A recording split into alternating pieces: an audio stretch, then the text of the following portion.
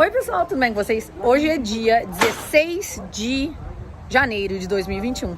Eu tô aqui na frente do restaurante Mrs. Potato e eu vim conversar com a Flaviane, a nossa heroína de Orlando, a que representou tão bem a comunidade brasileira, não apenas aqui em Orlando, mas nos Estados Unidos inteiro, denunciando algo que aconteceu aqui outro dia desses, que agora tá saindo, hoje na realidade tá saindo todos os portais brasileiros, o que aconteceu nesse restaurante na noite do ano novo, do ano agora de 2020 para 2021. E a Flaviane estava aqui num belo dia, não estava nem marcada para trabalhar nesse dia, e acabou salvando a vida de um menininho que estava sendo torturado, abusado pelo padrasto, segundo os próprios policiais e os detetives envolvidos na investigação. Tá baseado em todos os machucados que ele estava no corpo. E eu vim aqui então para falar com ela. Espero que vocês gostem do vídeo. Vamos lá.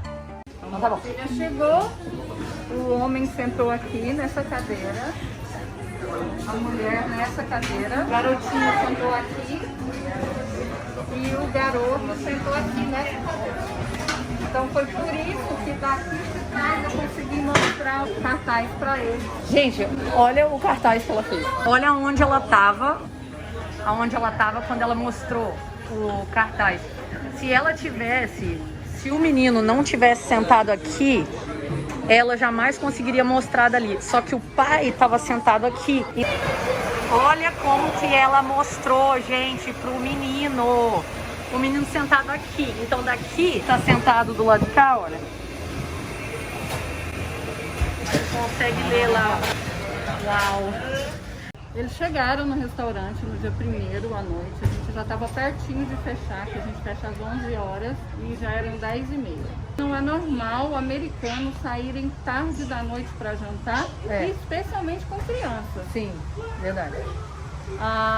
E aí eles sentaram na mesa que eu mostrei e fizeram a ordem para a garçonete. Ela colocou a ordem. Não era você que estava servindo? Não era eu que estava servindo. Tá. E quando ela começou a trazer a ordem para a mesa, eu percebi que na minha concepção estava faltando um prato. Sim. Que era o do garoto. Porque tinham 4 pessoas. E só tinham 3 pratos. Claro. Eu me aproximei da mesa porque, pro meu entendimento, tinha alguma coisa errada com a ordem. Ou a cozinha esqueceu de fazer, ou a garçonete esqueceu de lançar. Tá. Entendi. Eu me aproximei e perguntei se estava tudo certo. Eu já tinha achado estranho, mas eu me aproximei e fiz a pergunta, e foi quando ele virou para mim e me disse: tá tudo bem, ele vai ter o jantar dele esta noite em casa. Ok. Foi a resposta que ele me deu. Entendi. E o menino não ele direcionou não a você? Ele não se pronunciava, não saía um som da boca dele. Ele ficava com a cabeça baixa? Ele ficava de cabeça baixa, brincando com o menu em cima da mesa. Aham. E ele não conversava com ninguém, ninguém conversava com ele. A menininha estava brincando, tanto que a gente passava, ela brincava com a gente, né, puxava a conversa, e ele quieto. Aham. E aquela noite não estava tão frio. Ah, tá. E ele estava vestido com um Realmente. moletom, com capuz, máscara e óculos. Então dava para ver muito pouco do rosto dele. Eu comecei a prestar atenção no menino. E aí ele fez um movimento com a cabeça que eu consegui ver um pequeno sinal, um roxo aqui assim, do lado do olho dele. E aí ele fez um movimento com a mão. Quando ele puxou o braço, o moletom desceu. E apareceu o roxo aqui. Eu falei assim, isso é roxo de quem tentou se defender. Foi quando eu percebi que daquela posição eu conseguiria talvez me comunicar de alguma forma com ele. Então eu peguei o papel, fiz um primeiro cartazinho para ele. Eu perguntei, are you okay? Né? Você tá bem? E ele, eu acho que ele se assustou, ele olhou pro lado, aí olhou para mim e fez o sinal com a cabeça que sim. Só que ele não me convenceu. Eu continuei prestando atenção, alguns minutinhos depois, eu passava por ele, eu comentei com o pessoal que trabalha aqui comigo também. Prestem atenção, se vocês veem alguma coisa. Entendi. E aí eles, toda vez que eu ou alguém passava pela mesa, ele fazia um sinal diferente. Ele fazia assim, ele olhava pra gente e fazia assim. Pedindo ajuda. E aí eles comentaram comigo e ele já tinha feito isso pra mim também. Então eu peguei o outro papel e perguntei, do you need help? Você precisa de ajuda? E mostrei novamente pra ele. Ele assinou com a cabeça que sim, que ele precisava de ajuda e fez assim com as mãozinhas. Então eu entendi que ele queria dizer, sim, eu preciso de ajuda, mas eu não sei o que fazer. Claro. Então eu escrevi correndo, ok, no papel e mostrei pra ele de novo. Ok, entendi. Né? Pra mostrar pra ele que alguma coisa ia acontecer, que ele pudesse se acalmar um pouco. Claro. Aí eu liguei pra polícia, algum tempo depois a polícia chegou e trouxe ele aqui pra fora, começou a conversar com ele. Ele mostrou pro policial que aqui tava tudo roxo. Tava roxo daqui de cima até embaixo? Depois ele mostrou os braços e o braço tava todo roxo. Tinha hematoma de todas as cores. Graças a Deus esse monstro saiu daqui preso. Incrível. E a mãe não foi presa na hora? Vocês falaram? Não, a mãe não foi presa na hora. E as duas crianças saíram daqui na ambulância do corpo de bombeiro pro hospital. Ela ainda foi na prisão, pagou o bond, né, a fiança, que é a fiança, pra ele sair na mesma noite. E no outro dia que eles voltaram para prender os dois. E aí eles levaram os dois presos. O menino e a menina foram pro hospital. Aí depois foram, muito provavelmente, para casa de lá. Eles não foram para casa? Eles não voltaram para casa. Naquele momento, pelo que eu entendi, eles já tinham perdido a guarda. Entendi. Né? Ela é que foi para a delegacia para pagar a fiança para ele tirar poder ele sair. de lá. O que me faz pensar que ela é mais monstruosa ainda. Com certeza, porque ele não era filho biológico dele, era só dela. Você consegue enxergar que o que você fez foi algo além do que qualquer outra pessoa faria? Não, porque pra mim é o que qualquer pessoa deveria fazer e pra mim é natural. Então eu não consigo entender isso sendo diferente para outras pessoas. Eu só cumpri com a minha obrigação de ser humano mesmo. Fico feliz em saber que ele agora está bem, está sendo bem cuidado e que aqueles monstros estão onde eles devem estar. Você imaginou que a mãe fosse ser presa? Eu imaginei que ela seria presa. Ou que ela estava compactuando com o que estava acontecendo? Eu tinha certeza que ela estava compactuando, porque só o que eu vi, eu como mãe, se as minhas filhas chegam com qualquer hematoma em casa, eu vou procurar saber o que é. Entendi. E era impossível ela não ter visto as feridas que o filho tinha.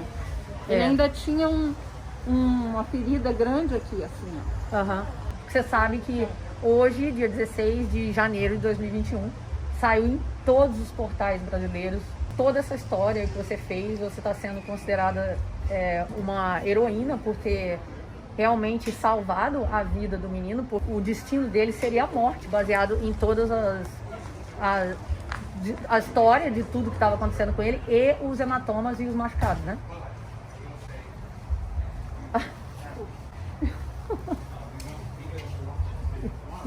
Olha, você é tão especial e esses abraços que eu tô te dando são em nome de todas as pessoas que estão do outro lado, que queriam poder te abraçar e te agradecer. Eu vi nas câmeras também o tamanho do menininho na frente do cara. Ele era pequenininho na frente, ele tem magrinho. 11 anos, mas tanto que quando eu chamei a polícia, o que eu falei para eles é que ele parecia ter entre 7 e 8 anos de idade. Como ele não tinha comido nada, e a família, os 3 tinham comido ele nada, eu falei assim, essa criança tá com fome. Claro. E aí pedi o pessoal para fazer um sanduíche para ele. Peguei o sanduíche, um copo de suco e trouxe bem aqui fora. Ele tava ali assim, onde estão aquelas caixinhas pretas. Tava ali, ó, onde estão aquelas caixinhas pretas.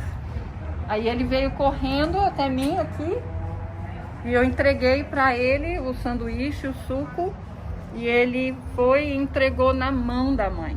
Ele não comeu. Para mim isso só mostra tamanha submissão, o medo que esse menino tinha. De comer e a gente ficou tá sabendo desobedecendo. Que aquele dia, tinha 5 dias que ele não comia. Os policiais não me contaram nada no dia da Claro. apreensão, do dia do ocorrido e tudo. E aí depois, na coletiva de imprensa que teve, é que a detetive deu os detalhes, né? Isso eu vi também nas câmeras, nas imagens. O homem estava sentado aqui. E o menino estava lá no mesmo lugar onde ele estava com a mãe. Perto daquelas caixas lá. Isso. E aí o homem deixa alguma coisa cair no chão.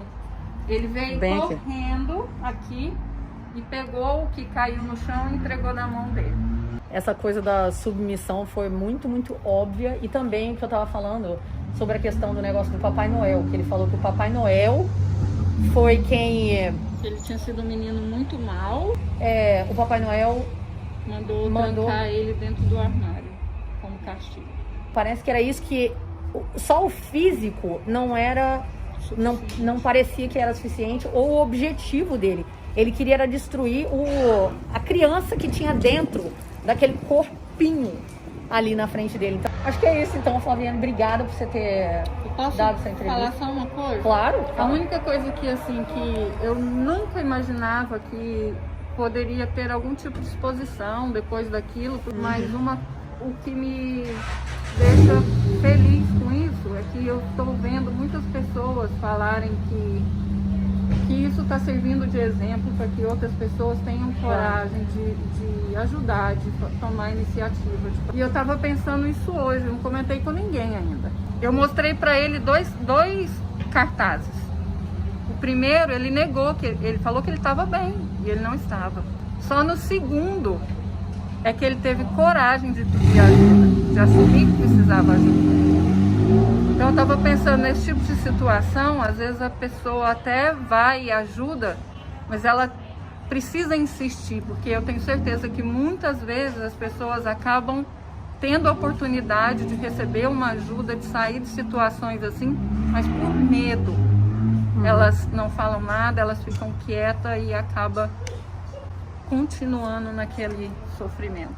Eu fui policial aqui no estado da Flórida por quase 5 anos e eu digo pra vocês, toda essa questão de imigração não é trabalho da polícia, tá? A polícia cuida de crime, de outras coisas que não tem nada a ver com isso. Então, se você vê algum crime, seja ele qual for, não interessa o seu status imigratório. Você pode estar certo de que se você fizer a coisa certa, tudo vai cooperar de maneira certa na sua vida, de uma maneira ou de outra. Assim, a gente sempre tem a dúvida, né? E se?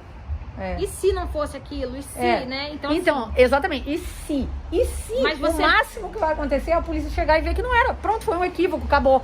Vai cada um pra sua casa. Mas como é que você pode optar pela dúvida, sabendo que se for realmente, você está falando de uma vida. Então, assim, não...